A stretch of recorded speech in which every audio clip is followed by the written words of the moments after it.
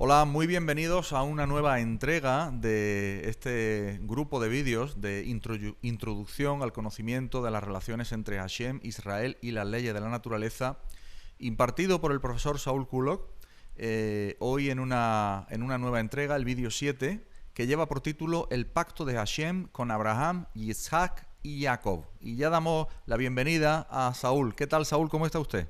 Muy bien, contento de estar con ustedes, con todos ustedes. Y hoy es una clase de un tema muy interesante, porque si bien está delante de las narices, como decimos en Argentina, la gente no lo ve.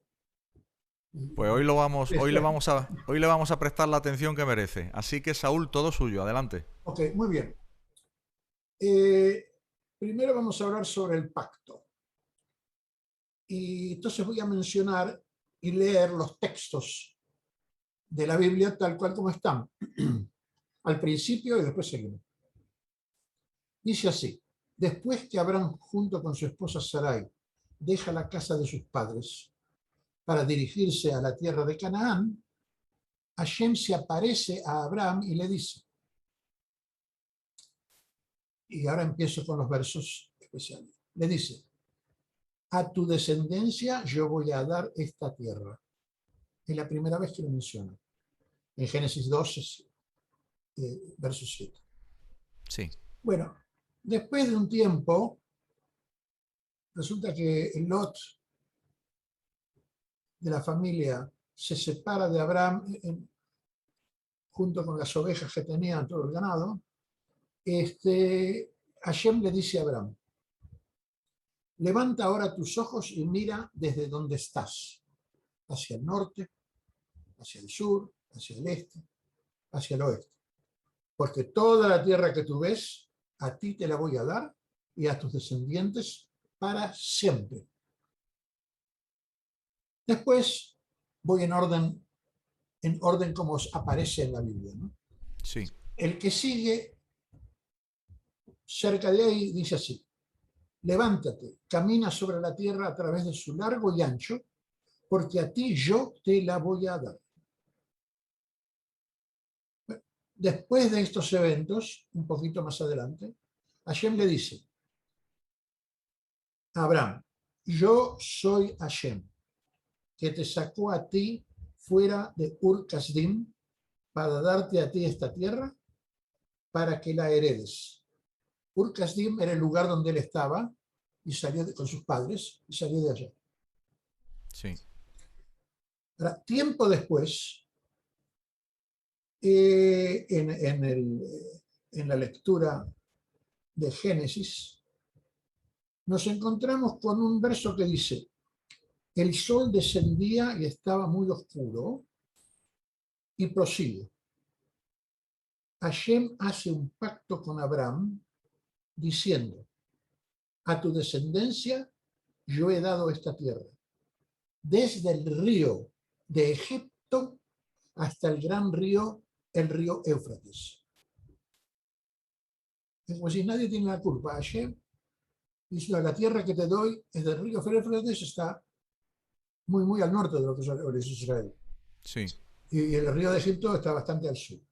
O sea, una extensión bastante considerable Ajá. que tiene sentido por el hecho de que Hashem pide que todo Israel esté en la tierra prometida. Y todo Israel son muchos millones de personas y necesitarían una tierra así. Ahora, un tiempo después, agrega otra vez en Génesis, la tierra que yo he dado a Abraham y a Isaac, yo te la voy a dar a ti, Jacob, y a tu descendencia después de ti, yo le voy a dar esta tierra. Bueno, hasta acá, Raúl, mira, hemos mencionado solamente 6 promesas iniciales de Hashem, del Sí. texto, ¿no? Sí, sí. Tal como se reportan en la Torá, tal como está ahí. Todo el Ajá. mundo la puede leer. Mm.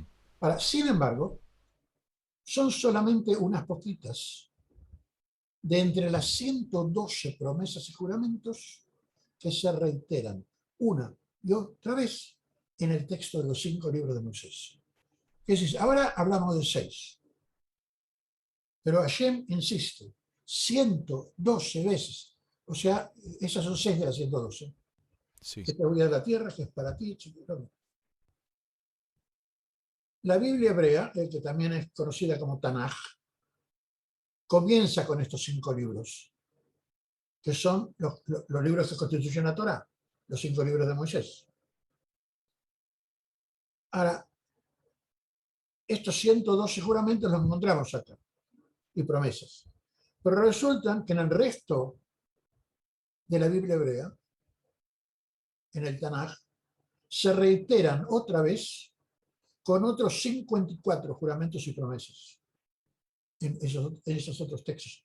Es decir, tenemos un total de 166, 112 más 54. Podría ser que a mí se me pasó alguna en el texto. Es decir, menos no hay más. Es fácil que alguna se me escapó. ¿Por Sí, qué? Porque no hay, en ningún lado hay un estudio que te trae todos los ejemplos de juramento, que debería sí, ser, porque son muchas. No hay en ningún lado. Entonces yo me lo tuve que hacer a mano o a pie. sí. Eso es lo que yo quería decirle, que fue usted mismo el que lo hizo esto. El No lo hice, contaje. que lo extraje. Que extrajo usted para ver exactamente este contaje, ¿no? Claro, Mm. pero están ahí. El Están hecho que yo, ahí. el hecho que yo lo he tenido que hacer es el significado que cómo se ha neglect, cómo se ha descuidado eso, porque no lo Claro. encuentro en ningún lado. Claro, que nadie lo hizo antes. ¿Por qué? Porque Claro. casi nada, ¿no? Sí, sí. Ahora, consecuentemente, en el quinto libro de la Torá, conocido como Deuteronomio, y ocurrió poco antes de que todo Israel cruzara el río Jordán, él en el libro de Deuteronomio, Moisés hace una declaración un poquito antes de cruzar. Y lo hizo un poco antes de ir a fallecer. Porque Sí, Hashem le pidió que él tiene que ahora ir a fallecer. No que se murió, tiene que ir a fallecer. sí, sí. Bueno, ¿qué es lo que ocurre? ¿Qué es lo que Moisés, cuando se dirige al pueblo de Israel antes de fallecer, qué es lo que dice? ¿Por dónde empieza? Lo que queremos remarcar, y muy fuertemente, es por dónde Moisés, el maestro supremo de la Torá, empieza a explicar esta Torá. ¿Por dónde le empieza a explicar? Leemos en Deuteronomio. Dice así, Moisés comienza a explicar la Torá, eso dice el texto. Moisés comienza a explicar la Torá diciendo, Hashem nuestro Dios nos habló a nosotros en Horeb diciendo, y aquí vamos a leer lo que dijo Hashem, está escrito, y valga redundancia, por donde Moisés comienza a explicar la Torá. Porque dice así, texto, en Deuteronomio 1:8, al empezar. Vean, yo he dado esta tierra delante de ustedes. Vengan y tomen posesión de la tierra que Hashem juró a vuestros ancestros. Moisés está hablando. A Abraham, a Isaac y a Jacob, de darles a ellos y a sus hijos después de ellos. Ajá. Por ahí empieza Moisés. Mm. Lo fundamental que queremos recalcar aquí es que la Torá no se comprende sin que el pacto de Hashem esté grabado en nuestras mentes. Una cosa fundamental, si no la tenemos presente, no la entendemos. Y eso es justamente lo que Moisés aclara de entrada. Empieza por ahí. No debe quedar ninguna duda de que el aprender la Torá empieza por internalizar en nuestras mentes el pacto de Hashem con Abraham, Isaac y Jacob, para dar posesión al Israel bíblico de las tierras por las que juró dar su apoyo para que sus descendientes la posean. Acá, como esto en cierta forma es un curso para entender un nuevo enfoque de la Torá, hay un dicho común entre los estudiantes de Torá que dicen, la Torá tiene 70 caras. Hay 70 caras a la Torá. Nosotros ahora podemos estudiar una o dos caras, pero hay más. Entonces, lo que yo estoy demostrando Si bien es diferente, es una de las caras de la Torah. Todo lo que estoy hablando está todo de acuerdo a la Torah, pero no se conoce esta cara. Ajá, claro. Es lo que es, claro. Sí, sí. Pero es una cara, no es mío, es una cara de la Torah, está ahí. Mm. Con tal fin, quisiera de que ustedes en este curso lean por su cuenta 10, 15 de estos versos. Con tal fin, si lo desean, tienen la posibilidad de descargar de la introducción a este vídeo una lista con las 166 lugares en el Tanaj donde están promesas y juramentos de Hashem, se hayan escrito detalladamente bajo el título Pacto Bíblico de Hashem con los hijos de Israel. Así que ustedes, si quieren, lo sacan y ahí tienen la lista. Y me costó tanto tal vez hacerla porque no existe, no hay. Perfectamente, Saúl. Es decir, que van a tener posibilidad todos los oyentes de descargarse de este vídeo la lista que usted ha confeccionado con tantos años y con tanto trabajo que nadie lo hizo antes de los lugares en los que está el pacto de Hashem con Abraham, Yitzhak y Eso Jacob. es una especie de introducción a que estamos mostrando una de las caras de la Torah. Esta cara Sí, no se conoce. sí, sí, absolutamente. Ahora, la casa de Judá y la casa de Israel es el próximo tópico. A partir de la muerte del rey Salomón, el Israel bíblico se divide en la casa de Judá, que comprende las tribus de Judá y Benjamín, dos tribus, junto con los levitas, que son los que atienden el templo, y los sacerdotes o coánicos, los sacerdotes. Se dividió en esta casa de Judá y en la casa de Israel. El territorio bíblico se dividió, lógico, ¿no? De tal forma que la parte norte fue poseída por las 10 tribus de la casa de Israel, la que establecieron su capital en Samaria, mientras que la capital de la casa de Judá fue Jerusalén. Como ya se vio en otro vídeo, la destrucción de la casa de Israel por los ejércitos de Asiria ocurrió en el año 722 antes de la era común, provocando el exilio de las 10 tribus. Las 10 tribus se desparramaron por todos lados. Y por lo tanto son conocidas como las 10 tribus perdidas, ¿no? Bueno, hay que tener muy en cuenta la importancia de que estas tribus perdidas constituyen cerca del 80% de la población. No es que las tribus perdidas, algunas se perdieron, no. El 80% de la población son de ellos. Cerca, no sé si te digo. Es decir, es un porcentaje, vamos, bárbaro. Mire si es algo importante. Imagínese. Esto es otra de las cosas que, si bien se habla, no se toman en cuenta en forma sistemática. Ahora lo vamos a explicar. Un tema central, sin embargo, de la narración bíblica, reiterado muchas veces en las profecías de la Biblia hebrea, es que la casa de Judá y la casa de Israel volverán a reunirse y nunca más se separarán. Ese es casi un tema central. Se juntarán y no se separarán más.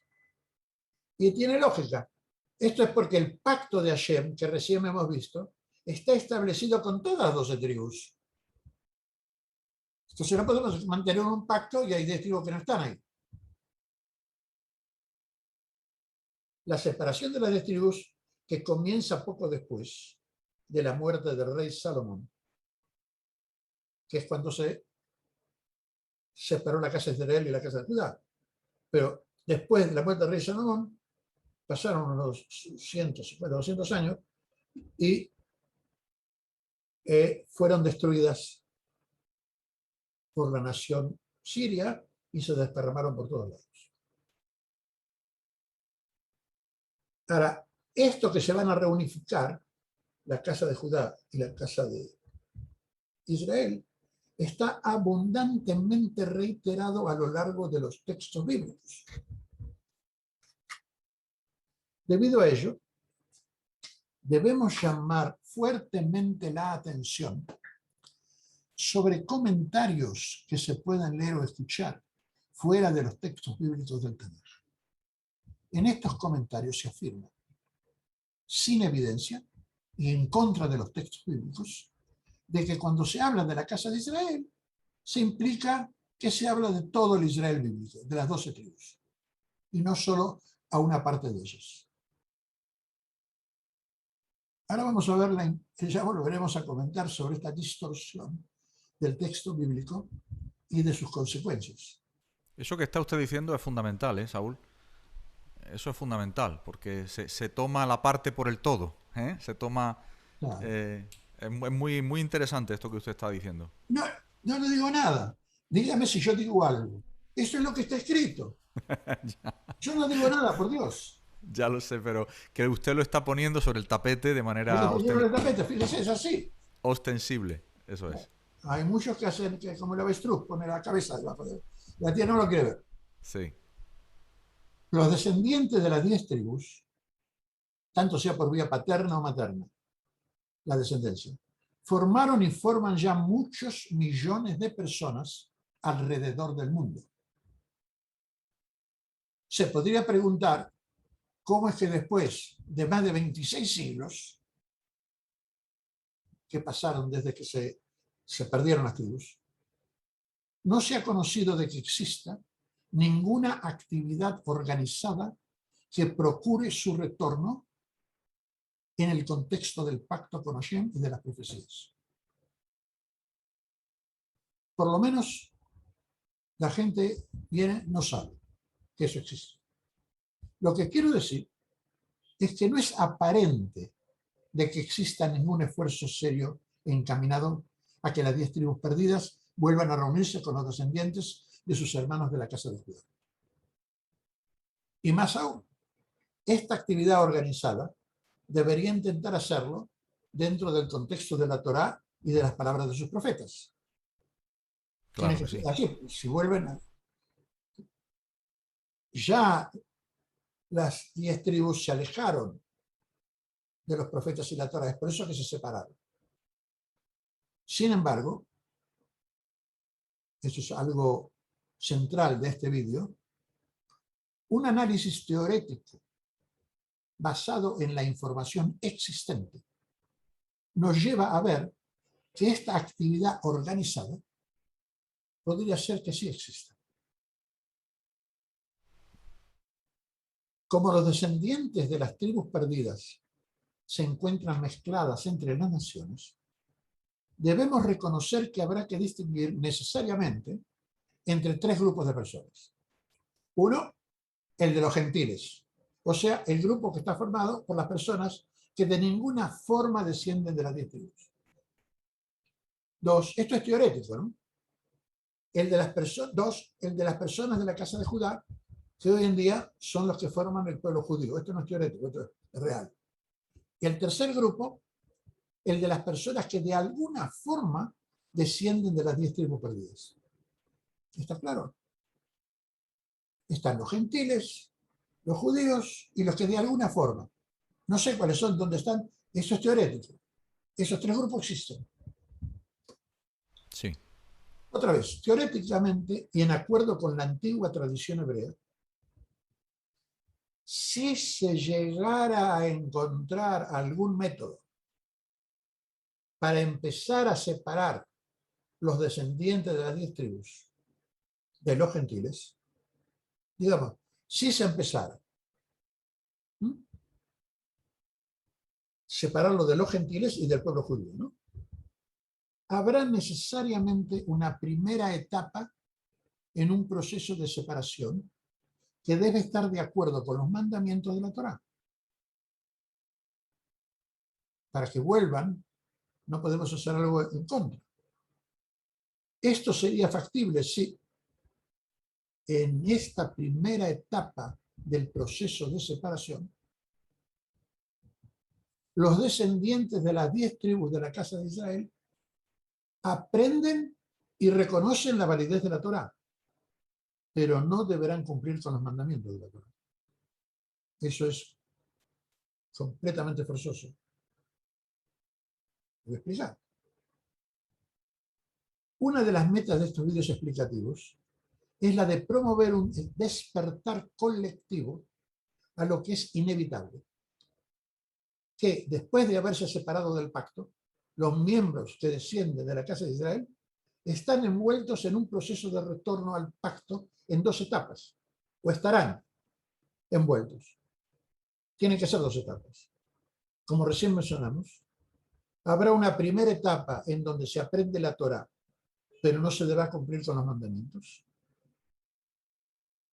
Esta situación se mantendrá hasta tanto que en una segunda etapa se den los pasos que la Torá requiere para volver a ser parte del pacto. Ahora voy a explicar en detalle todo esto. Ok. Es que son estos mismos mandamientos los que estipulan que una persona que no es todavía parte del pacto, va a ser, pero no es todavía, le está prohibido, sí, prohibido cumplir con los mandamientos. No es optativo. Esto no se difunde mucho, pero los que saben la Torá no quieren que los que no estén del pacto hagan los mandamientos. No lo tienen que hacer. Como ser el sábado, separación de carne de la leche. La circuncisión, por ejemplo, es una de las condiciones dentro de la segunda etapa, al final de la cual serían otra vez parte del pacto. Y recién entonces deberían cumplir con el sábado, etcétera, etcétera, etcétera. Aquí no lo mencioné, pero existe unos versículos en el Evangelio que dicen claramente que los que son parte del pacto están obligados a cumplir con todos los mandamientos. Entonces, usted del mismo Evangelio entiende lo opuesto. Si no son parte del pacto, no lo tienen que cumplir. El Evangelio no lo pone así. Lo pone, sí que son parte del pacto, tienen que cumplir con todos los mandamientos. O sea, lo contrario se entiende. No son parte, no se cumplen. Se puede entender a sensu contrario, es lo que usted quiere decir, sí. Bueno, eso es lo que quiero decir, pero ahora vemos qué es lo que pasa. Como se trata de muchos millones de personas esparcidas por todo el mundo,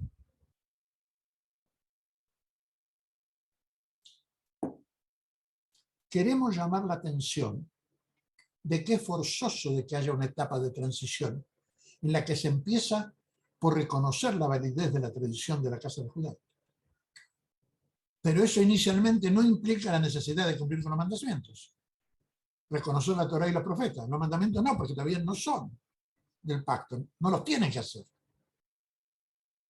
Teóricamente, en esta primera etapa, los descendientes de la Casa de Israel deberían empezar por abandonar la extensa idolatría de los gentiles, como la que tenían los romanos, por ejemplo, adoptando un nivel de idolatría mucho menor.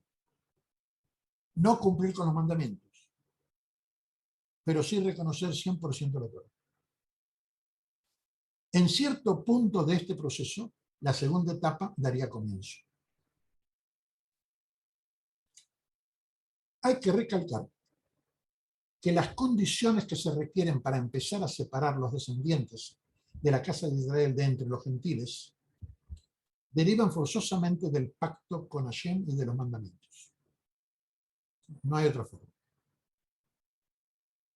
Es por idénticos motivos que los miembros de la casa de Judá no forman parte de este proceso de separación de las tribus perdidas de entre los gentiles. Ellos están completamente afuera, sino que solo serán espectadores pasivos de este proceso, a la espera del anhelado retorno de sus hermanos. No se puede saber en qué medida podría llegar a ser una gran sorpresa, pero de un análisis objetivo, exento de creencias religiosas, es evidente que las condiciones que se requieren en la primera etapa de un proceso teóricamente recién formulado parecerían cumplirse minuciosamente a partir del Evangelio de Mateo. Y acá voy a leer lo que dice Mateo. Matthew significa Mateo en castellano, para los que... Mateo, sí. El Evangelio de Mateo. Perdón por mi inglés. Ya me di cuenta. Adelante. No pienses que yo he venido para abolir la ley o los profetas. Yo no he venido, y yo es Jesús, yo no he venido para abolirlas, sino para cumplirlas. Yo les digo a ustedes la verdad, hasta que los cielos y la tierra no desaparezcan, ni la más pequeña letra, ni el último trazo de la pluma van de ninguna manera a desaparecer de la ley hasta que todo se haya cumplido. Cualquiera que rompa uno de los menores de estos mandamientos y enseña a otros a que hagan lo mismo, serán llamados menores en el reino del cielo. Pero quien sea que practica y enseña estos mandamientos, será llamado grande en el reino del cielo. Mateo 5, 17, 18 y 19. Aquí se está hablando de una etapa posterior en donde se incluyen todos los mandamientos. Pasa lo siguiente. También, al incluir los mandamientos, hay algo que Mateo también dice. Porque está escrito, tú deberás adorar a Shem, tu Dios, y servirlo solamente a él. Mateo 4:10. La actividad proselitista del cristianismo de separar exclusivamente a los descendientes de las 10 tribus de entre los gentiles es bien explícita en Mateo 15:24. Se lee, Jesús responde y dice, yo he sido mandado solamente a las ovejas perdidas de la casa de Israel. Más claro, imposible. Más claro, agua. Sí. Esta contundente declaración sobre el intento de separar los miembros de la casa de Israel de los judíos se reafirma cuando judíos le preguntan ¿quién es él? A lo que él responde.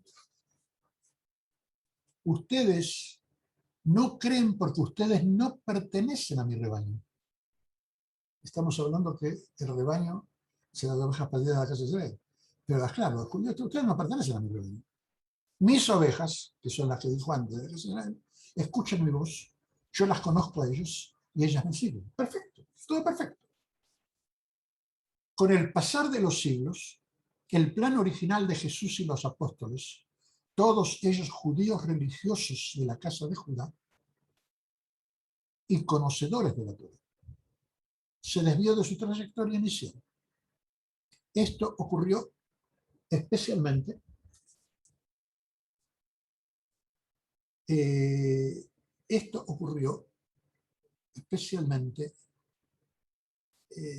en cuanto a la idolatría y a querer incluir a los miembros de la casa de Judá en un proceso dirigido solamente a la casa de Israel. De todas maneras, el éxito incontestable del cristianismo de hacer conocer la Torá y la Biblia hebrea en todo el mundo es innegable y profético. La número 3. Sí. La 3. ¿Quiere usted que yo muestre la figura? La 3 es una pregunta, ¿no? Ah, vale, vale, ok.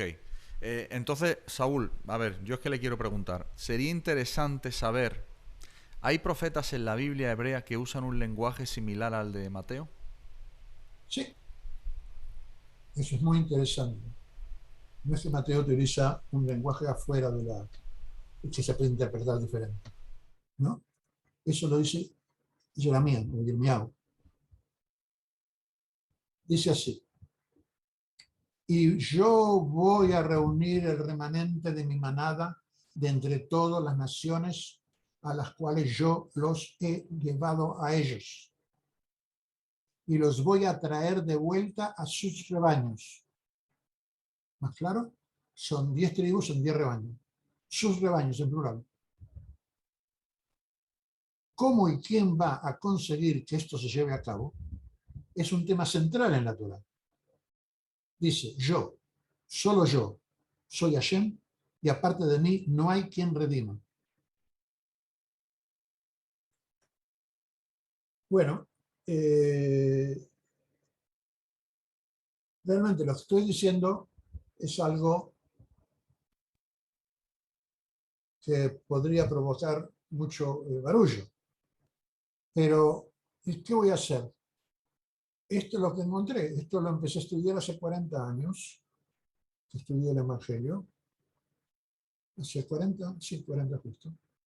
Y cuando encontré todo eso me quería caer. Y digo, ¿de qué estamos haciendo? ¿De qué estamos discutiendo? ¿Cuál es el problema acá?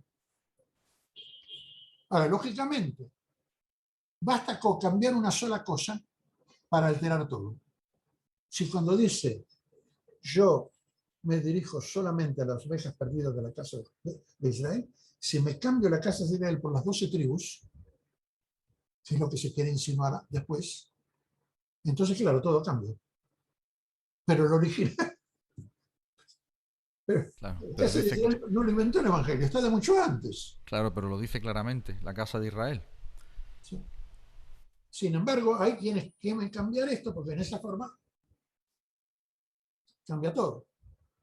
Para los que no lo sepan, podemos, una brevísima explicación. Jacob fue llamado Israel.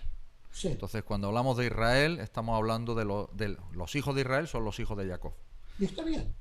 está bien, porque es la línea de descendencia. Claro, es por esto que lo Porque, explico porque, para quien no sepa, quien nos esté sí, sí. escuchando, que no sepa la Ah, genealogía. por eso, sí, los hijos son de Jacob, pero Jacob a su vez es hijo de Isaac, Isaac es hijo de Abraham. ¿Sí? Correcto, Okay. así es. Ahora vamos a hablar de algo muy interesante, los mandamientos y el clima. Este era el tema que yo estaba esperando. Bueno, son todas cosas evidentes, pero directamente que no sé por qué no se las saca afuera. Como los mandamientos están íntimamente ligados a muchos aspectos de la actividad humana, pero muchísimos. Lo que dice no hará esto, no harás no lo otro, se refiere, no harás esta actividad o la otra actividad, son todas lo que hace el hombre. Y mucho ligado a la actividad ganadera, agrícola, sí. Claro, como está ligado a la actividad humana, también lo están entonces a la regularidad en la producción agrícola y ganadera que sostiene la vida de la población. Así es. No nos podemos separar los mandamientos y que la producción agrícola y ganadera vaya bien, porque Sí, entonces no se pueden hacer. sí. Esto significa de que la ejecución de los mandamientos depende de una regularidad en el clima que asegura lluvias en su tiempo y temperaturas dentro de valores adecuados. Eso es muy interesante. No es lo que es. Es muy interesante eso. No solo que la tierra prometida sea apta para sostener la vida de sus habitantes, sino que también el clima y sus variaciones sean adecuados para ello. Esta relación entre la tierra prometida y mandamientos debería estar asegurada por al menos durante el tiempo que el plan de Hashem se lleva a cabo. Sin embargo, las mismas leyes de la naturaleza llevan necesariamente a que ocurran significativos cambios periódicos en el clima de nuestro planeta. Son las mismas leyes que hizo ayer, Sí. tal como por ejemplo los periodos glaciares. Ahora nos encontramos en un periodo interglaciar que ha sido muy estable desde aproximadamente 12.000 años, pero que podría no seguir así por muchos años más. Es esta estabilidad climática la que permitió el desarrollo de nuestra civilización y la de que el plan de Hashem haya seguido su curso. Ajá. Bueno, aparte de los cambios climáticos asociados al grado de extensión de las capas de hielo sobre la corteza terrestre, las épocas glaciares, vamos a mencionar otro factor climático sobre el que la mayoría de la población no está informada. Algunos saben, pero la mayoría no. Se trata de que el clima está también relacionado con la cubierta magnética que rodea y protege a la Tierra. Esta envoltura magnética la blinda de las radiaciones solares y de otras radiaciones y bombardeo de partículas que de esa forma no llegan, que nos llegan del espacio exterior y entonces no llegan a la superficie terrestre. Debido a esta protección magnética natural, lo que llega a la superficie terrestre no afecta el clima, permitiendo un desarrollo normal de la vida en la Tierra. Este campo magnético protector, que se genera desde el interior de la Tierra, no voy a explicar todo esto porque es física, pero es lo que es, ¿no? Si van al internet y ponen campo magnético terrestre, ahí pueden leer un montón. Este campo magnético protector atraviesa periodos de debilitamiento en su intensidad, que son naturales, lo que expone nuestro planeta a una intensa radiación y bombardeo de partículas. Ahora, la suerte es que los principales cambios en el campo magnético, los más grandes, y también los más chicos, producen un aumento de la temperatura sobre la superficie terrestre. Los mayores cambios climáticos de esta clase se repiten a cada aproximadamente 800.000 años. Claro, podríamos decir, bueno, estamos bien. Se repite cada 800.000 años. Y aparte, como un comentario, vienen acompañados con una inversión de los polos magnéticos. Cuando esto ocurre, el norte de la brújula apunta al sur y el sur de la brújula apunta al norte. Se invierte la polaridad. Pero durante este intervalo de 800.000 años, es aproximado, digo, ¿no? 900, 1.000.000. Cuando esto ocurre,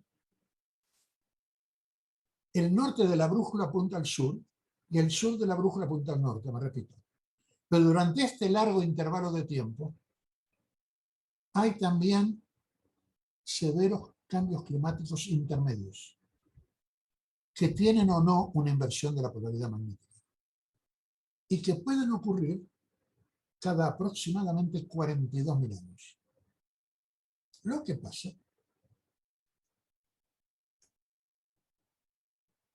Sí, ¿de dónde se saben todos estos datos sobre los cataclismos que usted habla? bueno, mire, para el que lo quiera encontrar está muy difundido, en el internet sobre todo. Usted pone cambios climáticos, pone magnetismos, eh, clima, va a encontrar todo esto. Sí. Recientes estudios indican de que estas grandes disminuciones en el campo magnético terrestre tienden a ocurrir cuando estamos en un sector particular del ciclo de 41.000 años de la ubicuidad de la eclíptica. ¿Se acuerdan de que nosotros hablamos en un vídeo anterior de que los tiempos predefinidos se relacionan con el cambio de la inclinación del eje terrestre? Sí, sí. Que poco a poco va pasando por un borde o otro borde, pero lo cierto es que cambia, va disminuyendo y después aumentando, pero que ese ciclo es muy largo, decrece muy despacio y vuelve de nuevo, tarda como 42.000 años. Pero en ese ciclo hay un punto particular del ciclo, que no es para explicar acá, en donde se vio que estos desastres ecológicos ocurren más frecuentemente.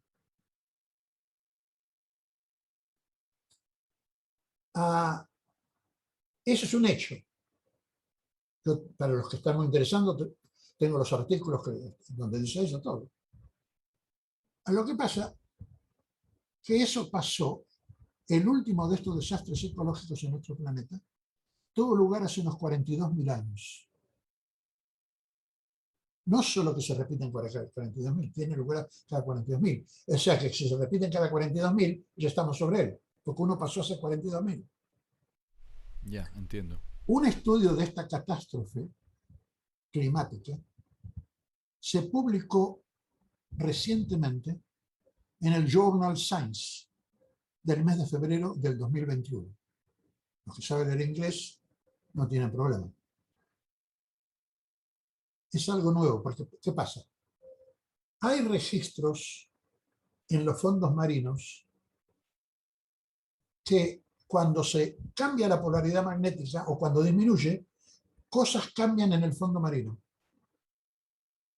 Entonces investigan. Es decir, deja rastros.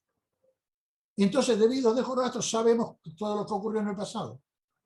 Pero que sabíamos de los fondos marinos, no teníamos ningún dato real de qué pasó en la superficie. Sabemos la periodicidad, porque hubo cambios periódicos en los fondos marinos, pero no sabemos qué es lo que pasó. Ya, ya, ya. Y a alguien se le ocurrió un método para saber lo que pasó. Y se publicó en febrero del año 2021 en relación a la catástrofe de hace 42.000 años. Y bueno, este estudio indica de que ocurrió un evento climático apocalíptico que produjo la extinción de los Neandertals, del hombre de Neandertal, así como de la megafauna, es decir, la fauna de animales grandes, en Australia y Tasmania, hace 42.000 años. Lo que fue una gran disminución en la intensidad del campo magnético. Lo que queríamos recalcar, eso se midió, Hay un método, resulta que encontraron que un árbol que se mantiene, que vive decenas de miles de años, se encontró que en ese árbol se veían los cambios en los anillos, que el árbol cada año hace un anillo. Ajá. ¿Sabe, no? Sí, sí, sí, sí. Al Sí. crecer, te hace un anillo. Entonces, viendo los anillos, vieron ahí lo que pasa en la sustancia del árbol muerto, pero lo mismo que en vez del fondo marino, tenían el árbol. Ya. Pero al tener el árbol, podían medir procesos o cosas que se relacionan con el contenido de carbono. Entonces empezaron a ver qué es lo que pasó en la superficie terrestre. La verdad es algo extraordinario este trabajo. Y se vio que disminuyó la intensidad del campo magnético, efectivamente. Ajá. Lo que queremos recalcar de nuevo es que ahora nosotros nos encontramos precisamente sobre el mencionado sector crítico en la ubicuidad periódica del eje terrestre. Bueno, deberíamos pensar o preguntarnos si el cataclismo que podría ocurrir próximamente está previsto en el plan de Hashem. Si lo otro está previsto. Debido a que ya sabemos que hay tiempos predefinidos para eventos humanos colectivos, es de esperar que si la gran alteración climática ocurre dentro del tiempo en que el plan se efectúa, debería estar incluido en el plan, porque está. No lo puede decir, esas son las leyes. Bueno, entonces ocurren cosas muy interesantes. Por un lado, debería estar, si está dentro de los años del plan. Sin embargo, un profundo cambio climático afecta la posibilidad de ejecutar los mandamientos. Entonces, ¿eso cómo se arregla? Más aún, impide proseguir con la vida que conocemos en la superficie terrestre. Interesante cuestión también. Bueno, contestaremos a estas preguntas explicando cómo es que la próxima catástrofe climática está incluida en el plan de Hashem. Estas explicaciones están basadas no en la opinión mía, sino en las palabras de los profetas y del Talmud. Y ahí se van a asombrar de las cosas que dicen los profetas, que están debajo de la nariz, se dice todo. Y la gente no lee, no se da cuenta. Empezaremos estas explicaciones de cómo catástrofes climáticas están incluidas en el plan de Hashem en la próxima sección, ahora, lo que voy a decir ahora, pero también en los videos restantes de este curso, especialmente en el último. Bueno, ahora vamos a hablar de un cataclismo que puede repetirse. Vamos a hablar de ello. Lo primero que debemos saber es que la intensidad del campo magnético está en el último siglo decreciendo mucho más rápidamente de lo normal. Hay publicaciones científicas que sostienen, otros dirían que son exagerados, pero eso es lo que ellos dicen, que este desastre ecológico para toda la población del planeta puede incluso ocurrir dentro de los próximos 100 años. Otros dirán que no, pero hay algunos que opinan que sí, por esto y por lo demás. Hay también estudios que muestran que el corriente calentamiento de nuestro planeta se debe primariamente a la rápida disminución de nuestro campo magnético. ¿Y qué significa? Por lo tanto, el aumento de carbono atmosférico debido a la actividad humana, de lo que tanto se habla en los medios informativos, que eso es lo que se habla, hay que agregarle un incremento de este carbono atmosférico debido precisamente a esta caída del campo magnético. Y está explicado cómo. Son dos.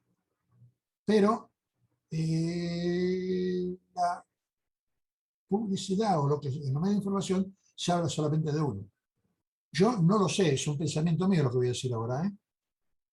El hecho de que la administración anterior americana rechazaba el pacto que se hizo en Francia de reducir el carbono atmosférico de la actividad humana, decía que no, y todo el mundo se reía, y yo me decía, ¿por qué no publican? ¿Por qué? Él dice que no, porque hay otra fuente, pero no sé por qué motivo no lo dice. Ahora, no lo dice también porque me imagino, hablar de una catástrofe derrumba todo el proceso económico. Entonces, se cayó la boca, no dijo nada. Dijo simplemente que no, eso solo no es. Lo del carbono no es. No hay que eliminar las minas de carbono y el petróleo. Pero no se habla, porque si se habla es peor. ¿Qué se hace? Bueno, así vamos.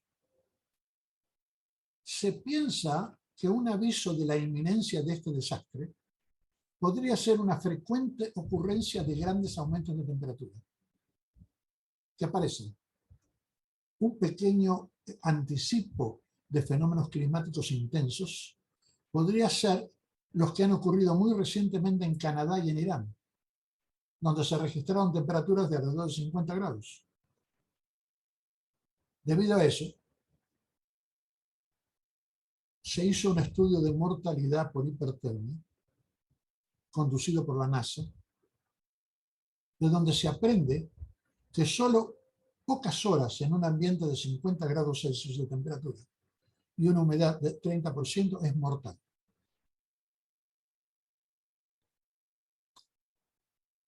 Bueno. Sí, Saúl, ¿está profetizado un cataclismo climático semejante? ¿Está en los profetas? Sí, esa es la cosa, está bien profetizado y bien grande. Sí, un hecho extraordinario y muy poco divulgado está explícitamente formulado en una profecía bíblica en donde una catástrofe climática semejante va a tener lugar.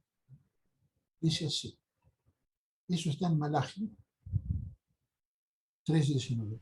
Malaquías, ¿no? En castellano.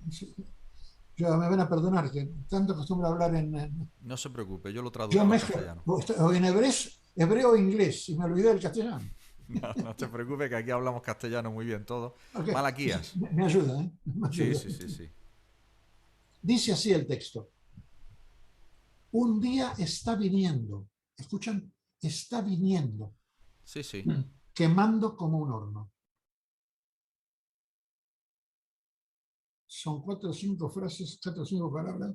Un día está viniendo, quemando como un horno.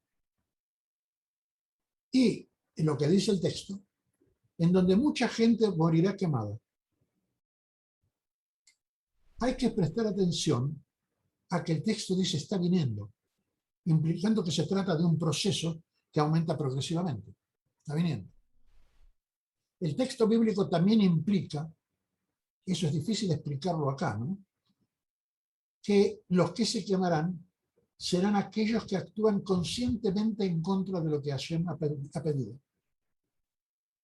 O sea, Porque resulta que una definición de que aquellos que conscientemente actúan en contra es un malvado. En natural es un malvado, porque actúa conscientemente, si no, no. Y ese tiene un nombre en hebreo. Y en el texto menciona que ese, con ese nombre, va a morir quemado. Entonces implica directamente, para los que saben hebreo, ¿no? Que interesante, el principal comentarista judío Rashi escribió hace más de 900 años de que este día, que se llama en la Torá Día de Hashem, resulta como consecuencia de que Hashem saca el sol de su envoltura. Eso es lo que puso Rashi. Rashi se refirió a la existencia de una cobertura que nos protege de la luz del sol. En esta forma, Rashi predijo la existencia de lo que resultó ser la envoltura del campo magnético alrededor de la Tierra. Él lo dijo como alrededor del Sol, pero predijo que hay una envoltura que protege. Era la de alrededor de la Tierra. Ajá. Esta envoltura protectora fue descubierta por la investigación científica muchos siglos después. Y es esa envoltura la que disminuye y nos quemamos.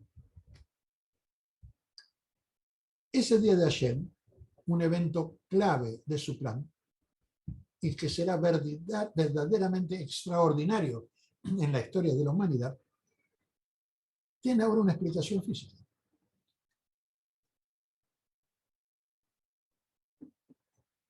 Gracias a los datos suministrados por una investigación científica publicada hace pocos meses. Me refiero a la catástrofe climática de hace 42.000 años. Usted tenía razón, Raúl, cuando dijo los climas, esto es interesante. Sí, sí, no, sin duda alguna.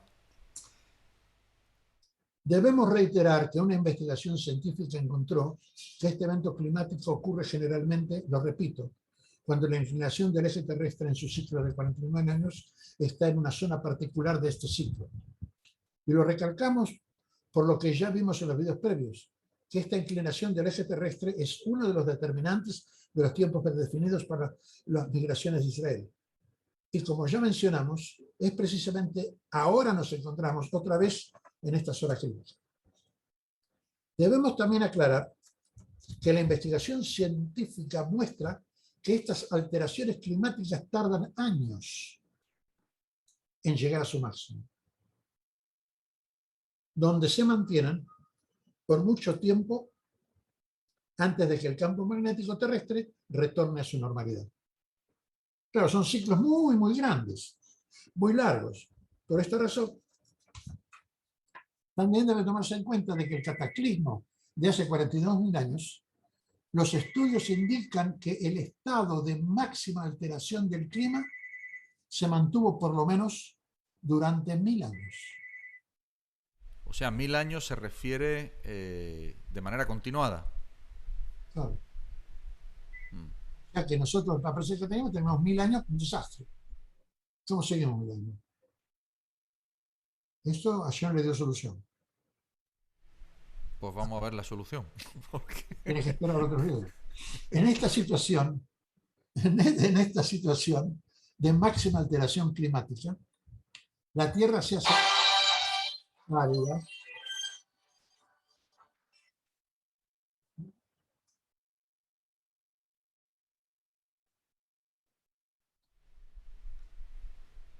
En esta misma, en esta situación climática, la Tierra se hace completamente árida.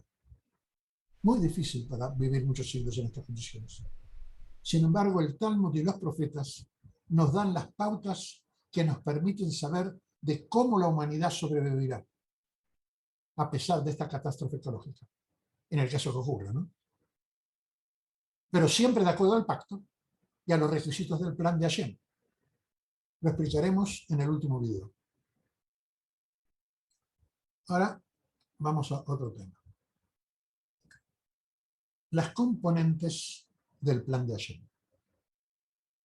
Hasta ahora nuestras explicaciones se dieron a través y alrededor de tres componentes del plan de Hashem: el pacto, los mandamientos y textos que miramos. De eso estuvimos hablando todo el tiempo. Sí. Pero hay una cuarta y fundamental componente, que es parte de todo lo que ocurre: el libre albedrío humano. El libro de, perdón. El libre albedrío humano. El libre albedrío humano. Ok, bien. Libre albedrío humano. Está escrito en la antigua tradición hebrea que los ángeles se quejaron de que Hashem haya creado un ser, el humano, que puede elegir actuar dentro de una gran variedad de opciones. Porque resulta que solo parte de ellas están en acuerdo con el plan, pero muchas otras no lo están. Entonces, ¿cómo se dio él todas sus opciones? Esta misma tradición dice que elegir un comportamiento tal como Hashem lo pide, claro, puede hacerse por miedo a las consecuencias de no hacerlo, o simplemente por amor a él. Bueno, una es no tomarlo en caso y no hacer nada. Y la otra, hacerlo por miedo. Y la otra, simplemente por amor a él. Son tres cosas. Y la mezcla de todo eso, ¿no? Las combinaciones. Ajá. Uh-huh. Si la mayoría de los que le siguen lo hacen por miedo, un cataclismo final de los 6.000 años de historia no debe ser excluido. Puede ser parte de ello. Eso se va a entender dentro de poco. Te lo voy a explicar. Si la mayoría de los que siguen a Hashem lo hacen por amor, un cataclismo no cumpliría ninguna función dentro del plan. Por lo que Hashem se encargará de posponer el cataclismo hasta un tiempo, tiene que haberlo, porque es parte del proceso natural. Pues se puede posponer, pero no se puede eliminar. De posponer el cataclismo hasta un tiempo en que la emergente nueva civilización del mundo que vendrá habrá desarrollado medios tecnológicos que compensarán o neutralizarán los efectos de estos cataclismos. Pero ahora, dentro de pocos años, nosotros no tenemos eso. Si viene el cataclismo, es un desastre. Pero hay una solución, que está dicha por los profetas. De ahí las voy a explicar. Tomando en cuenta el lamentable récord de la Israel bíblica, que es lamentable, los profetas de la Biblia hebrea describen lo que habrá de ocurrir en el caso más probable. El caso más probable, la gran mayoría de los que aceptan el plan de Hashem lo harán por miedo. Ese es el caso más probable. Sí. Matanzas y destrucciones anunciadas por los profetas, tal como ya explicaremos, no ocurrirán. No serán necesarias si la mayoría acepta su plan por amor, porque lo entienden, es nuestro creador.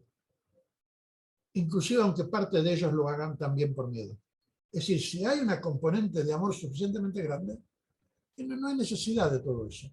Lo que pasa es que, como el cataclismo viene o sí, porque es parte de la ley de la naturaleza, ¿cómo se hace para aprovechar el impulso de eso? Entonces, ¿qué pasa? Como la gente no cree, entonces ese miedo que va a producir el cataclismo, y la gente tiene que saber entonces cuál es la solución, entonces van a empezar a cumplir, por miedo, porque le ven una salida, pero por miedo. Ahora, por tener la capacidad de elegir entre muchísimas opciones diferentes, el ser humano es una criatura poderosa. Antes de seguir, Yo le quería hacer una pregunta, si me permite, Saúl. Yo le quería preguntar, ¿qué es lo que la tradición hebrea dice que nos espera? bueno, ahí está. La forma como, sí, La tradición hebrea no puede negar lo que está escrito, pero la forma como se anuncia es de acuerdo al caso más probable. Entonces, ¿qué se dice? Se dice así. Dice, la situación se vuelve mala en el mundo. Eso es un signo que viene el Mesías. Se viene mal, es un signo que viene el Mesías. Que Lo viene el que pasa es Mesías. que eso es también verdad, Hmm. porque el Talmud dice que en el peor de los casos, en los últimos 40 años va a venir el Mesías. En el peor de los casos. Entonces, y dice, cuando haya el peor de los casos va a venir.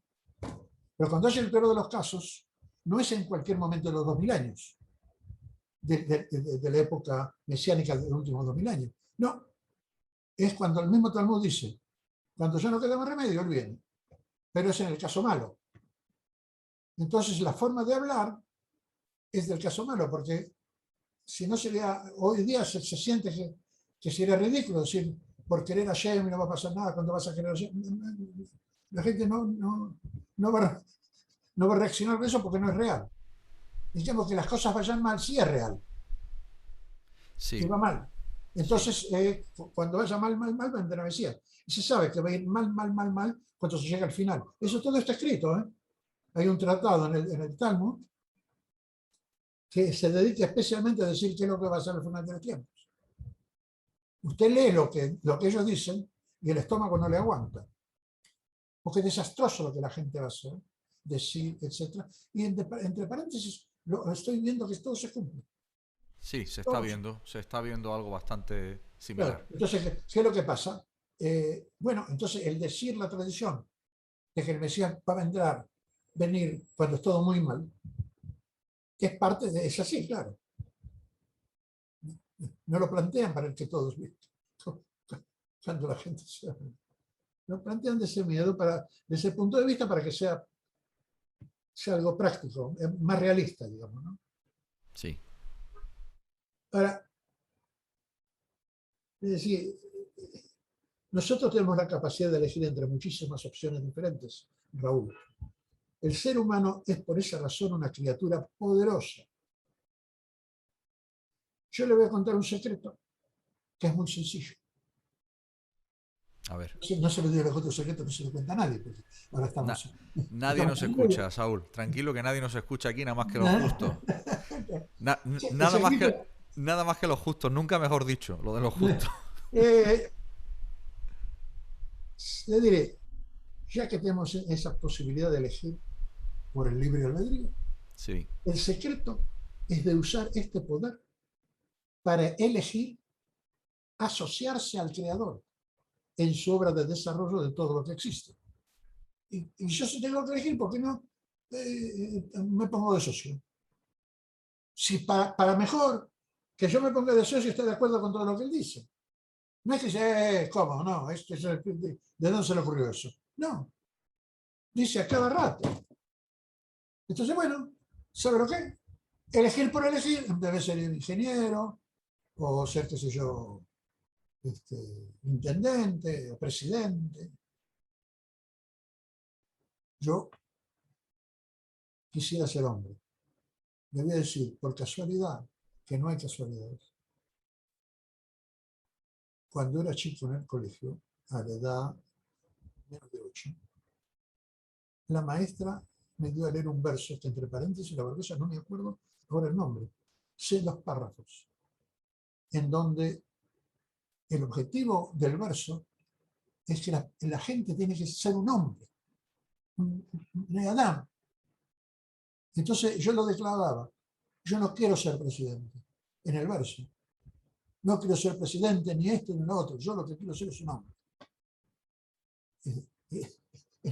El verso era de chiquitito, y eso lo di en la plataforma para todos, una obra, ¿no? En una obra yo declaraba eso delante de todos. Y resulta que efectivamente yo elegí eso. No sé si era porque me acordaba del verso, pero elegí. Y yo lo propongo a todos, ¿eh? No hay ningún problema. La cuestión es simplemente, en vez de aliarse a un magnate, que no lo va a dejar, se alían a Hashem. Mire qué cosa tan sencilla. Bueno, señores, muchas gracias por escucharme y será hasta pronto. Si Dios quiere. Muchísimas gracias, Saúl. Ha sido muy interesante. La verdad que igual, como siempre, he estado tomando nota, unas notas preliminares, porque es obvio que voy a escucharlo luego con mucha más calma y estas notas se multiplicarán por otras notas, con otros pensamientos. Y desde ya le lanzo una iniciativa que pensé, se la digo aquí en público, que nos están escuchando todos, simplemente proponerle, si le parece bien, que cuando termine el ciclo de los 10 vídeos que vamos a grabar, Sí. hagamos un vídeo de preguntas y respuestas solo. Es decir, las personas que ya han terminado el curso Ajá. tendrán, los que se lo hayan tomado en serio, claro, y los que hayan ido tomando nota y tal, tendrán reflexiones, tendrán preguntas, tendrán cosas que quieran compartir con usted. Y a mí se me ha ocurrido hacer un directo con usted Muy bien y... directo. No es problema para mí. Es decir, en vez de estar usted, hay mucha gente allá. Sí, pero la gente no habla, solamente yo voy transcribiendo las preguntas para que sea más controlable. Ah, Entonces, usted estamos hablando usted y yo. pregunta por ellos. Sí, yo pregunto por ellos, pero tendremos las preguntas recién ahí. Bueno, y ellos Entonces, estarán, van a ver, lógico, ¿no? y ellos van a ver su respuesta y le van a escuchar. A mí me parece que sería muy bueno porque es que Pero los conceptos... eso puede tardar una barbaridad. No, no, no, eso lo limitamos a una hora y lo que dé en No, una hora se a hace. mí no me preocupa. Sí, Pero sí, 2 horas puedo hablar. sí, sí. Bueno, igual hacemos uno o hacemos dos. Pero bueno, yo quería proponérselo porque me parece que sería como un broche de oro magnífico para este programa. Sí, eso sería bueno. Sí, Sería bueno, porque lo que pasa acá se da cuenta, eso que lo escuchen todos. Uno de los problemas que he tenido para explicar los hallazgos que he hecho, que mis hallazgos son simplemente sacar a la superficie lo que ya está, es que la preparación no mental, lo que conoce la gente, no es adecuado para escuchar lo que yo les voy a decir. Es como si yo hablo en un idioma y le hablo en otro. Entonces, al explicar en estos vídeos hay una buena cantidad de novedades. sí, No hay una o dos o tres o cuatro. Hay muchísimas. hay bastante, sí. Entonces, sí, hay muchísimas novedades. Entonces, teniendo en cuenta esa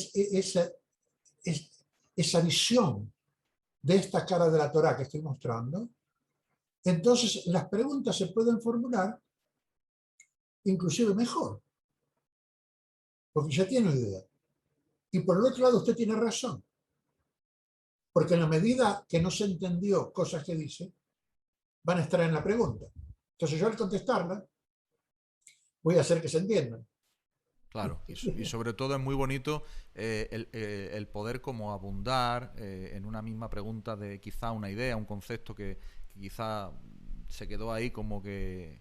Pero bueno, yo creo que en realidad es el broche, yo lo veo como el broche de oro, Saúl, definitivamente. Lo veo como Ahora, el broche de oro. en esas preguntas hay dos componentes.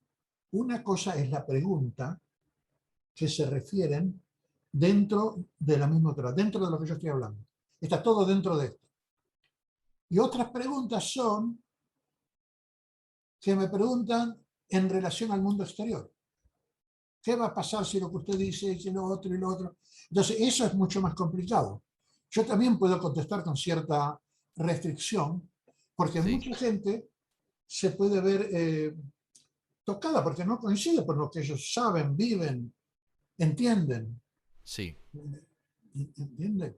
O sí, sea, hay sí. dos clases de preguntas. Está la pregunta dentro de esto, que no hay problema, y están las otras preguntas en donde una opinión mía puede contradecir millones y millones de personas.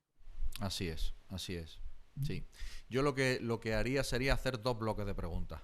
Unos que están dentro de lo que se dice en el vídeo, en los vídeos, claramente, y luego otro bloque, lo clasificaría yo para facilitarlo. O sea que no. ¿Lo podría clasificar dentro del mismo vídeo o dos vídeos? Bueno, según la cantidad que haya, eso ya según lo que Que es una vayamos. cantidad que haya. Usted lo clasifica, entiendo lo que quiere decir. Sí, sí, pero yo tengo pensado hacer una hora, como máximo mis directos duran una hora, no duran más. O sea que Ajá. tenemos ese tiempo. Así que nada, ahí queda la idea. Creo que le agrada a usted también, ¿no, Saúl, la idea? Sí, sí, sí, porque está bien. Es una forma de enseñar, ¿no? Es Así una es. forma que la gente va a aprender. Y Ahora, ¿cómo? y de ir completando esa primera etapa del plan de Hashem, que es acercarnos a la Torah, ¿verdad? Al Claro. fin y al cabo. Muy bien, Saúl. Encantado, encantado de tenerle por aquí. Le mando un Gracias. cariñoso saludo, un gran abrazo y a ustedes Bueno, pues dejamos aquí ya la clase de hoy. Esperamos la siguiente. Un ok, abrazo a todos. ok.